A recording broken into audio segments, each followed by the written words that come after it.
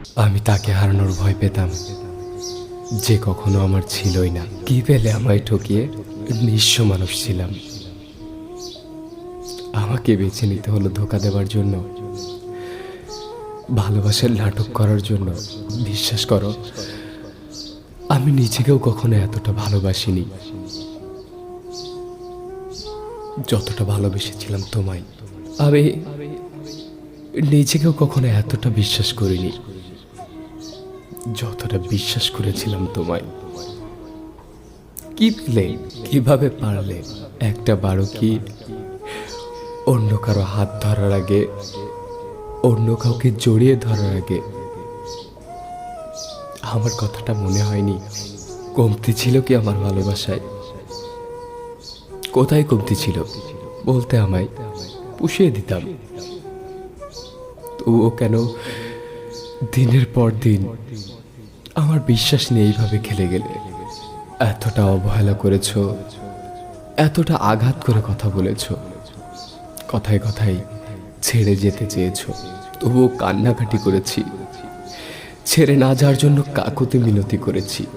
তোমার একটু ভালোবাসা পাবার আশায় এমন কিছু ছিল না যেটা করার জন্য প্রস্তুত ছিলাম না আমি।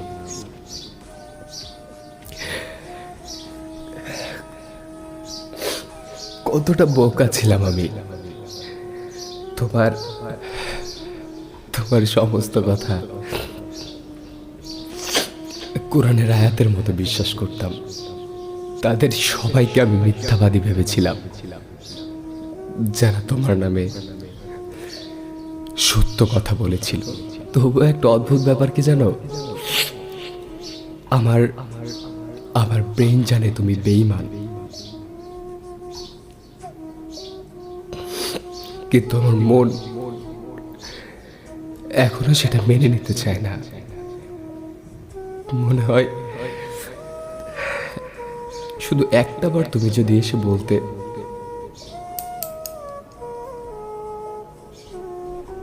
তুমি শুধু আমার, হয়তো সব বলে সব ক্ষমা করে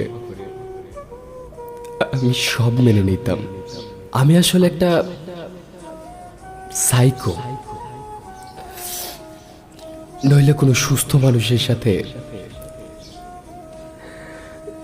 দিনের পর দিন কেউ এত বড় গেম খেলে যেতে পারে না। বিশ্বাস করো,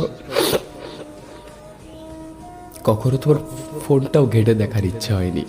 আসলে আমি ভয় পেতাম,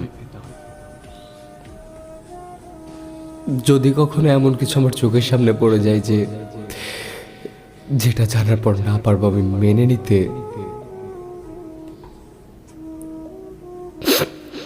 না পারবো তোমায় ক্ষমা করতে।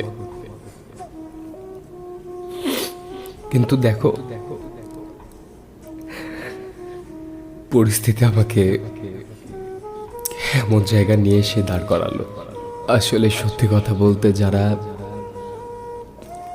নিজে ভালোবাসার জন্য এসে আরেকটা মানুষকে বাধ্য করে,